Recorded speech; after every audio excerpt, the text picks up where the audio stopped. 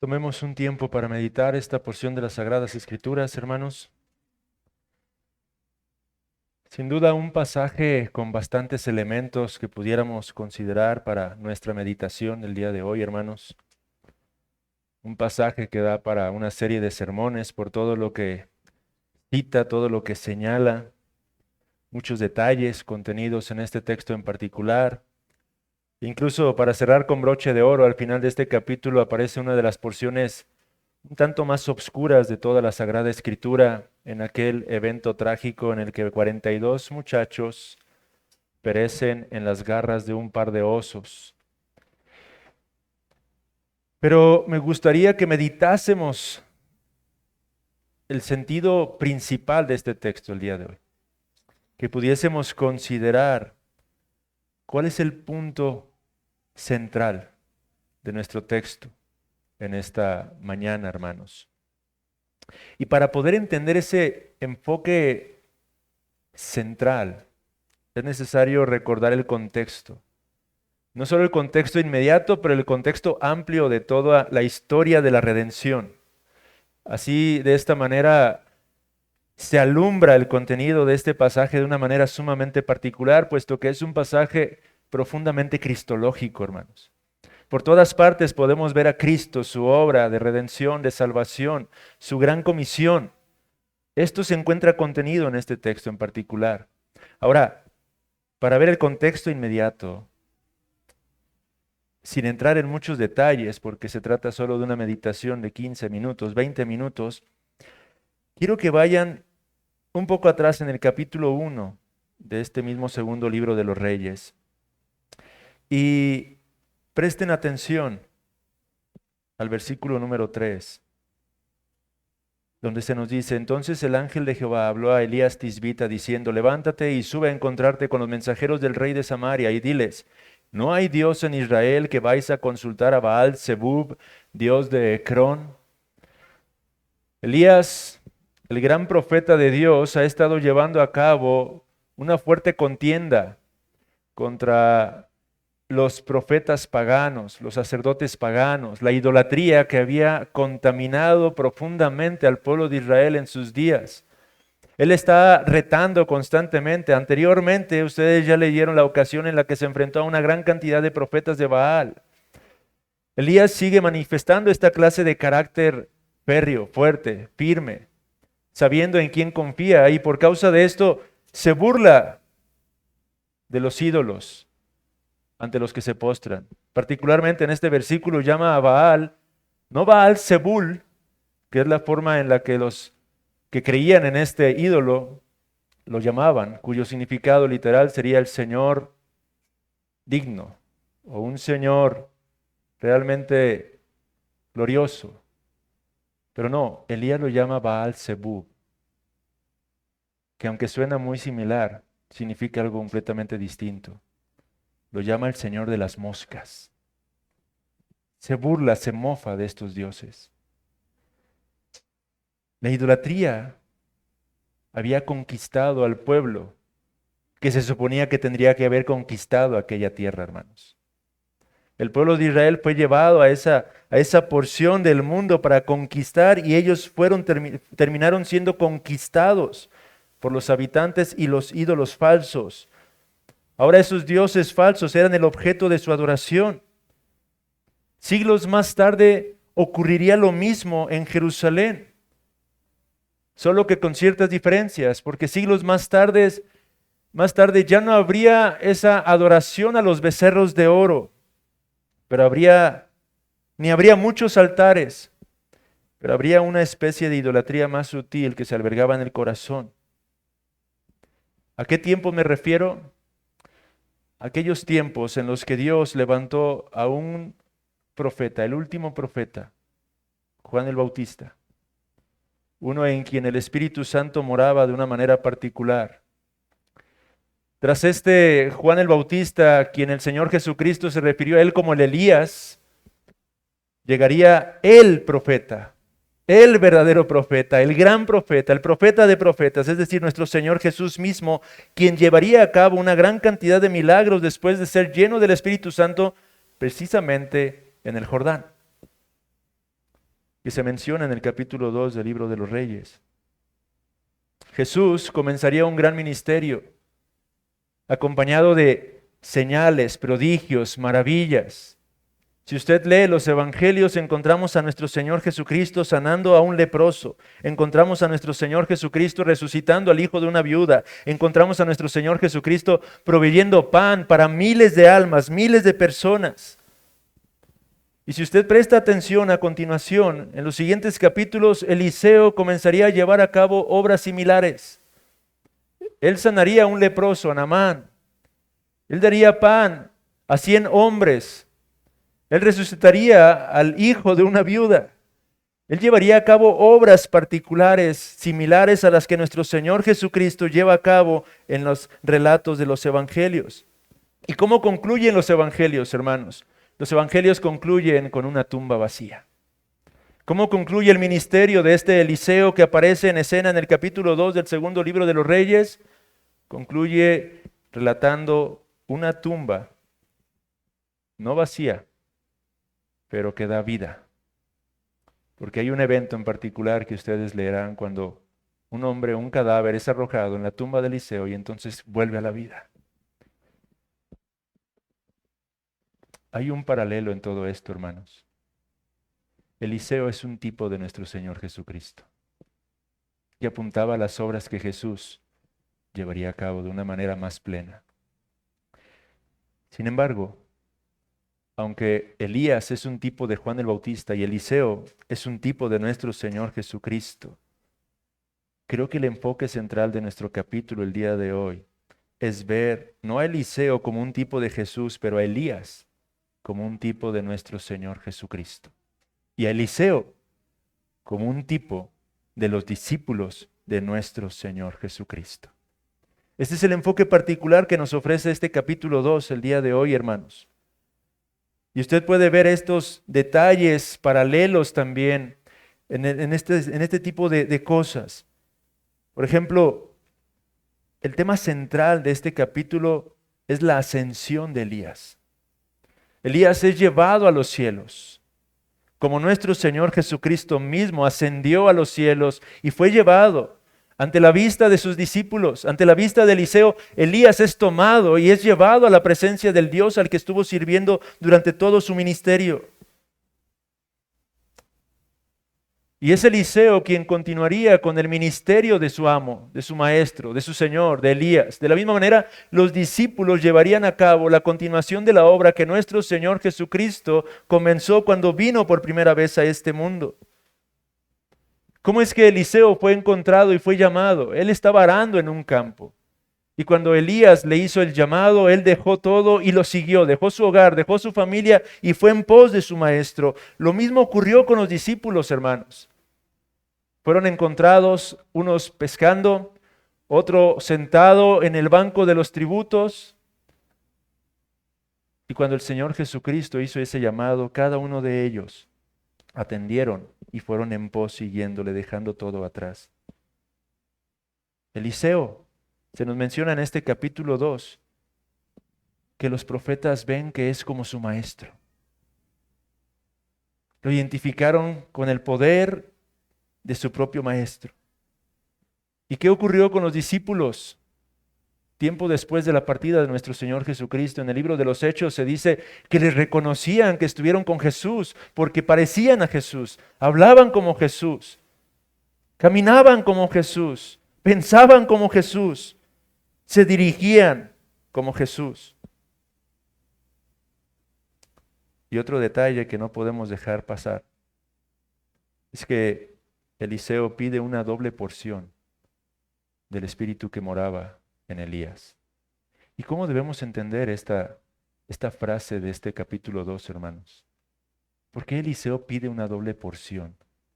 ¿Simplemente porque deseaba ser más poderoso que Elías? ¿Porque anhelaba tener más autoridad que Elías? ¿Porque deseaba hacer más milagros que Elías? La doble porción, amados hermanos, es mencionada en Deuteronomio 21:17 como la porción que le correspondía a los primogénitos. Es por ello que él pide esa doble porción. Él entendía que sería el sucesor, el primogénito en un sentido de Elías, que continuaría con la labor que éste estaba llevando a cabo.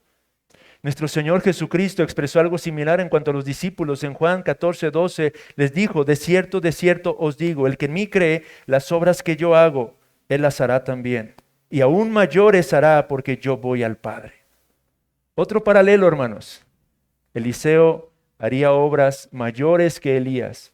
De la misma manera Jesús aseguró a sus discípulos, ustedes harán obras mayores que yo, porque yo voy a mi Padre. Todo esto es lo que nos permite ver el amplio panorama de lo que está ocurriendo aquí y centrarnos en la pregunta principal, que es el tema de este capítulo. Vea usted el versículo 14. Tras la ascensión de Elías, Eliseo toma el manto que deja Elías para él. Y tras tomar ese manto, que nos dice en el versículo 14, golpeó las aguas, tal como su maestro había hecho, e hizo una pregunta. ¿Dónde está Jehová, el Dios de Elías? Esa es la pregunta principal de todo el pasaje, hermanos, desde mi perspectiva. Lo que este capítulo está buscando es responder a esta pregunta. ¿Dónde está Jehová, el Dios de Elías? Años atrás, Jehová partió aparentemente de Israel juntamente con la partida de Elías, cuando Elías oró y hubo una gran sequía durante muchos años. Jehová abandonó al pueblo durante ese tiempo. La pregunta es, ¿acaso Dios se ha ido juntamente con Elías ahora que Elías ha partido a los cielos? ¿Acaso Dios no estará más entre su pueblo? Por eso Eliseo hace esta pregunta, ¿dónde está el Señor? El Dios de Elías. Y la respuesta viene en forma de milagros a través del ministerio de Eliseo. Porque Eliseo comienza a llevar a cabo esas obras que Elías estaba llevando a cabo para testificar que el Dios vivo, el Dios verdadero, no había abandonado a su pueblo, amados hermanos. Piense cómo es que el pueblo en el exilio leería este pasaje de las Sagradas Escrituras y ellos reflexionarían ante el aparente fracaso de la dinastía davídica. ¿Será que Dios finalmente se rindió con su pueblo? No. Dios está manifestando que ante este aparente fracaso que los reyes habían estado manifestando, yéndose a la idolatría, Dios está revelando que Él sigue siendo el mismo, que Él llevaría a cabo su obra a pesar de esos hombres, que Él es fiel. Y como prueba de su fidelidad, he aquí estos hombres a quienes Él estaba levantando. Observe el detalle, cómo es que años atrás Elías estaba completamente deprimido, creyendo y considerando que él era el único que quedaba. Decía, Señor, no hay más hombres, no hay más profetas, soy el último. Pero el texto enfatiza una y otra vez que había grupos de profetas del Dios vivo y verdadero alrededor de esos lugares. Ahí está el remanente fiel de Dios. Dios está manifestando que Él no ha terminado su obra, que Él no ha concluido con sus propósitos, que esto apenas está comenzando, que Él está en control de todas las circunstancias y no importa cómo su pueblo se está rebelando y cayendo en la idolatría, Él se encargaría de restaurar todo conforme a su absoluta soberanía, hermanos. Y para prueba de ello, entonces se levanta este hombre, Eliseo. Divide las aguas como lo hizo Elías, dando testimonio. Y una prueba de este mayor poder que ahora descansaría en su propia vida para llevar a cabo la obra de Dios es que en lugar de traer destrucción en este contexto, trae sanidad y vida en Jericó. Jericó fue destruida por los israelitas. Y Dios dijo que jamás deberían de volver a levantar esa ciudad. Y sin embargo, un hombre en contra de la voluntad de Dios, a costa de la vida de su propio hijo, volvió a edificar la ciudad de Jericó, una ciudad que cayó bajo el juicio y la maldición de Dios. Pero hay aquí que ahora Eliseo trae sanidad a ese lugar, manifestando la gracia de Dios, hermanos. Manifestando que Dios no solamente trae juicio, pero es poderoso para obrar salvación. Y no solo eso, a través del ministerio de Eliseo, en este capítulo concluye con una revelación de que este Dios sigue siendo el Dios santo, santo, santo. al traer un juicio sobre 42 jóvenes, 42 muchachos. Un texto controversial porque las palabras hebreas que se usan en este pasaje de las Sagradas Escrituras parecieran señalar que se trata de pequeños niños los que sufrieron este juicio. De hecho, J.C. Ryle escribió un sermón fuerte dirigido a los niños, titulado Los dos osos, tratando de apercibir el corazón de los pequeños a fin de que ellos entiendan que también hay pecado en ellos y que Dios también considera su pecado con seriedad. Y eso es verdad, niños. El día de hoy, pequeños que están aquí reunidos, ustedes tienen que entender que su pecado no es más insignificante que el pecado de un adulto. Su pecado es igual de grave a los ojos de un Dios que es santo, santo, santo. Y su pecado también ha de ser juzgado a menos que ustedes acudan a la persona y obra de Cristo y confíen en Él como su Salvador. Y eso ha traído controversia en este pasaje. La primera palabra que se usa en el hebreo es una palabra en el versículo 23.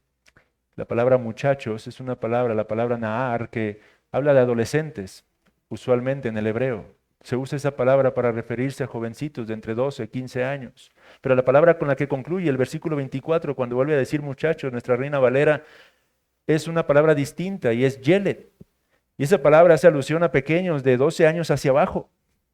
Y eso es lo que ha causado conflicto en cuanto a este texto. ¿Cómo un Dios que es misericordioso puede destruir, despedazar de esa manera a dos pequeños? Porque esto ocurrió bajo el juicio que atrajo Eliseo sobre aquellos. No estoy seguro de que esta sea la interpretación adecuada, pero a la luz de lo que hoy meditaba, este texto lo medité allá en Guadalajara y yo hablé de esa postura. Y me identifiqué con esa postura de que fueron niños pequeños.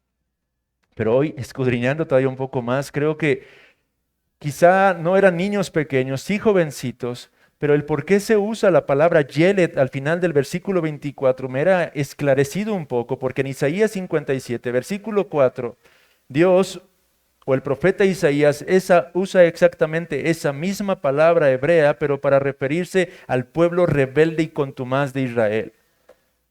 Observe Isaías 57 cuando habla del pueblo en idolatría. Perece el justo y no hay quien piense en ello, y los piadosos mueren y no hay quien entienda que de delante de la aflicción es quitado el justo. Entrará en la paz, descansarán en sus lechos todos los que andan delante de Dios. Mas vosotros llegaos acá, hijos de la hechicera, generación del adúltero y de la fornicaria. Dios está hablando acerca del pueblo de Israel como un pueblo en pecado. Y observe lo que dice el versículo 4. ¿De quién os habéis burlado? Ahí hay un paralelo. ¿Qué hicieron los muchachos en Segundo de Reyes? Se estaban burlando del profeta, se estaban burlando de Dios, de la palabra de Dios. ¿De quién os habéis burlado? ¿Contra quién ensanchasteis la boca y alargasteis la lengua? ¿No sois vosotros niños rebeldes? Nuestra Reina Valera dice hijos rebeldes, pero es la misma palabra hebrea que puede traducirse como niños rebeldes, generación mentirosa. De manera que hoy por hoy considero que probablemente, y a la luz de todo el contexto, este juicio que cae sobre estos muchachos tiene el propósito de manifestar la santidad de Dios, pero sobre un grupo de muchachos no inocentes, sino muchachos que se encuentran como la siguiente generación de idólatras que aborrecen al Dios vivo, al Dios verdadero, que abrazan al Baal Zebub y que están diciéndole a Eliseo, vete de nosotros. Vete como se ha ido tu maestro, déjanos en paz, no queremos saber absolutamente nada de ti. Y entonces el juicio divino no se hace esperar, hermanos.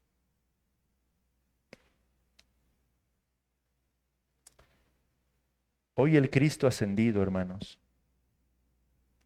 al igual que en esos días, no ha dejado a su pueblo sin protección. Elías representa a nuestro Señor Jesucristo.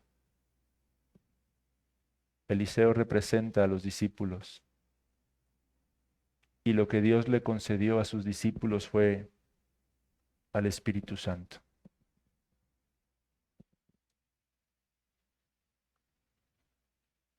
El Señor nos ha dado de su Espíritu. Hoy podemos volver a hacer la misma pregunta que hizo en su momento Eliseo. ¿Dónde está Dios? Y hoy podríamos preguntarnos, ¿realmente Dios está entre nosotros? Es decir, hoy no vemos milagros como los que hizo Eliseo. Hoy no vemos leprosos siendo sanados. Hoy no vemos muertos resucitados. Hoy no vemos hambrientos siendo alimentados. Hoy no vemos todas estas cosas. ¿Es acaso que Dios ha abandonado a su pueblo?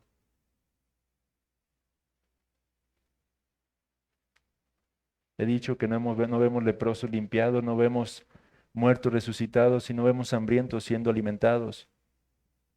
Pero amados hermanos, lo cierto es que sí lo vemos. Y con esto quiero concluir esta meditación. Usted puede preguntar, ¿en dónde, hermano? ¿O es acaso usted un pentecostal? Bueno, lo fui, y en un sentido lo soy.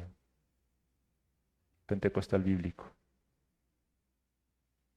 Porque creo que en Pentecostés Dios derramó de su Santo Espíritu. Y hoy no vemos leprosos literalmente sanados. Hoy vemos leprosos espirituales siendo limpiados. Hoy no vemos que literalmente un muerto se levante tal cual. Pero lo cierto es que día tras día vemos muertos espiritualmente cobrando vida. Hoy, quizá en el ágape no tomamos solo un par de panes y todos somos alimentados. Pero la palabra de Dios alimenta nuestras almas. Nos da vida, nos fortalece. Yo creo que el Señor ha cumplido su palabra y cosas mayores que estas son las que vemos día tras día. Lo triste es que olvidamos esa realidad. Nos volvemos ciegos a las realidades espirituales, amados hermanos. Nos volvemos indiferentes a la realidad de la lucha que estamos librando y que estamos enfrentando.